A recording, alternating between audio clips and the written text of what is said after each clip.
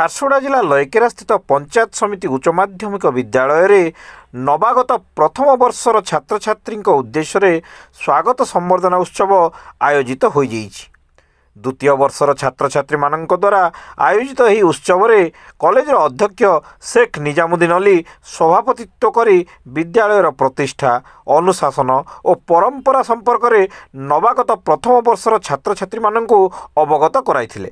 ଏହି ଉତ୍ସବରେ ଅଧ୍ୟାପକ କମଳ ଲୋଚନ ଦାସ, ସୁଦୀପ ପୁରୋହିତ, ପ୍ରବୀଣ ନାୟକ, ପ୍ରସନ୍ନ ଷଣ୍ଢ, କୁନା ବାଗ, ରାଶେଶ୍ୱର ସାହୁ ପ୍ରମୁଖ ଉପସ୍ଥିତ ରହି ଛାତ୍ରଛାତ୍ରୀମାନଙ୍କୁ ଉଦ୍ୟମୀ ଏବଂ କର୍ତ୍ତବ୍ୟପରାୟଣ ହେବା ପାଇଁ ଗୁରୁମନ୍ତ୍ର ପ୍ରଦାନ କରିଥିଲେ।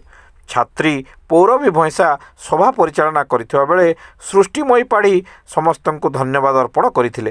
ଏହି ଅବସରରେ ଛାତ୍ରଛାତ୍ରୀମାନଙ୍କ ଦ୍ୱାରା ନୂତନ ବର୍ଷର ପ୍ରଥମ ଛାତ୍ରଛାତ୍ରୀମାନଙ୍କୁ ସାଂସ୍କୃତିକ କାର୍ଯ୍ୟକ୍ରମ ମାଧ୍ୟମରେ ସ୍ୱାଗତ କରାହୋଇଥିଲା।